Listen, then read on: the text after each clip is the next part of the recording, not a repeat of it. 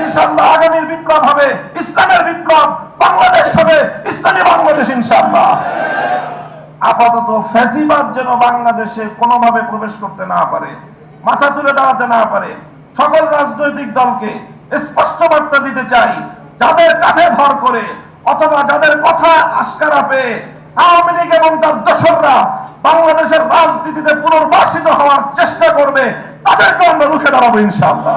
তিনি মাঝে মাঝে বক্তব্য দিতে গিয়ে বলেন যে আমার কি অপরাধ, উনি খুঁজে পান না ওনার কি অপরাধ। আমরা জানি কোরআন থেকে আল্লাহ পাক রব্বুল আলামিন যখন ইবলিসকে বিতাড়িত করেছিলেন, তো ইবলিস আল্লাহ পাক রব্বুল আলামিনের সামনে দাঁড়িয়ে সে কথাই বলেছিল, আমার কি অপরাধ, আমি আদমকে কেন সিজদা করব। কাজে আদমকে সিজদা না করার কারণে সে বিতাড়িত হয়ে সে তার অপরাধ খুঁজে পায়নি।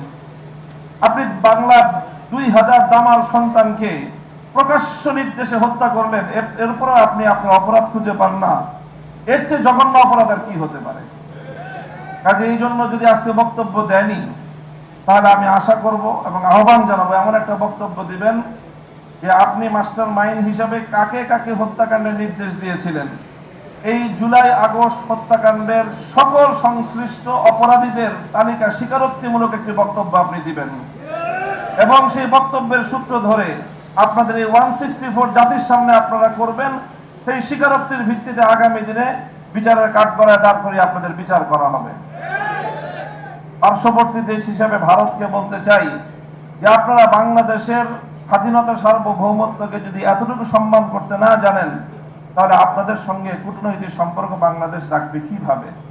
যে আপনারা বাংলাদেশের একটি ওয়ারেন্টভুক্ত আসামিকে আপনার কোলে বসিয়ে জাতির বিরুদ্ধে, শহীদদের বিরুদ্ধে আবার নতুন করে বিশুদ্ধার করবার জন্য প্ল্যাটফর্ম তৈরি করে দিবে, আর বাংলাদেশের মানুষের সঙ্গে আপনার প্রীতের সম্পর্ক থাকবে, এই ধরনের গাঁজাখড়ি কূটনৈতিক চিন্তা করা ঠিক নয়।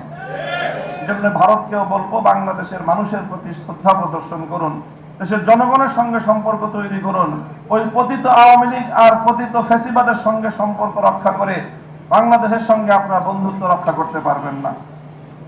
প্রিয় সাথী ও বন্ধুগণ, আরেকটি কথা যে আমরা ইতিমধ্যে দেখছি সাম্প্রতিক সময়ে যে মাঝে মাঝেই বিভিন্ন জায়গা দিয়ে এই পতিত স্বৈরাচারী ফ্যাসিবাদের দোসররা তারা মাথা তুলে দাঁড়াবার উকি দেওয়ার চেষ্টা করছে, বিশেষ করে যখন সকল নাগরিকরা ঘুমিয়ে থাকে সকাল সকাল নিভৃত সময়ে।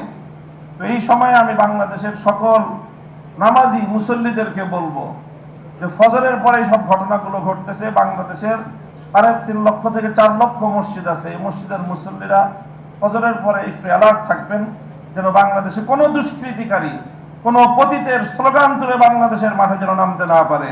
শহীদদের রক্তের সঙ্গে গাদ্দারি করবার কোনো সুযোগ কাউকে আমরা দিতে পারি না। বাংলাদেশে বিচার হতে হবে। এই যে বিচার হয় না 6 মাসে, আর তেমন কোনো অগ্রগতি নেই।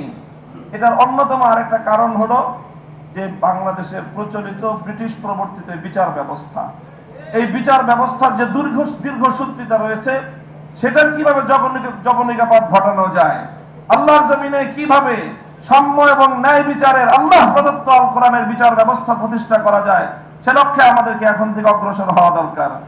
আজকে এই ফ্যাসিবাদের 6 মাসের মধ্যেও বিচারের ন্যূনতম কোনো ব্যবস্থা না হওয়া, এটা একটি জ্বলন্ত দৃষ্টান্ত যে এই বিচার ব্যবস্থার চেয়ে ইসলাম প্রদত্ত বিচার ব্যবস্থা অনেক শ্রেষ্ঠ এবং মুসলিমের অধিকার আদায় করার জন্য গ্যারান্টি। সংগ্রামী সাথী ও বন্ধুগণ, আমি সর্বশেষ আহ্বান জানাবো যে ইনশাআল্লাহ আমরা আমাদের লং টাইম যে আমাদের পরিকল্পনা, বাংলাদেশে ইনশাআল্লাহ ইসলামী বিপ্লব হবে। আগস্ট বিপ্লব আমাদেরকে চোখে আঙ্গুল দিয়ে দেখিয়ে দিয়েছে, বিপ্লবের জন্য বড় কোনো দলের প্রয়োজন হয় না, বড় কোনো নেতার প্রয়োজন হয় না। বিপ্লবের জন্য মাটি যখন উর্বর হয়, ছাত্র নেতৃত্বের মাধ্যমে, বিপ্লবের মাধ্যমে একটি ফ্যাসিবাদী ভিনদেশী কৃতদাসীকে কিভাবে বিদায় করা যায়। ইনশাআল্লাহ আগামীর বিপ্লব হবে ইসলামের বিপ্লব, বাংলাদেশ হবে ইসলামী বাংলাদেশ ইনশাআল্লাহ। আপাতত ফ্যাসিবাদ যেন বাংলাদেশে কোনোভাবে প্রবেশ করতে না পারে, মাথা তুলে দাঁড়াতে না পারে। সকল রাজনৈতিক দলকে স্পষ্ট বার্তা দিতে চাই, যাদের কাঁধে ভর করে অথবা যাদের কথা আস্কারা পেয়ে আওয়ামী লীগ এবং তার দোসররা বাংলাদেশের রাজনীতিতে পুনর্বাসিত হওয়ার চেষ্টা করবে, তাদেরকে আমরা রুখে দাঁড়াবো ইনশাআল্লাহ।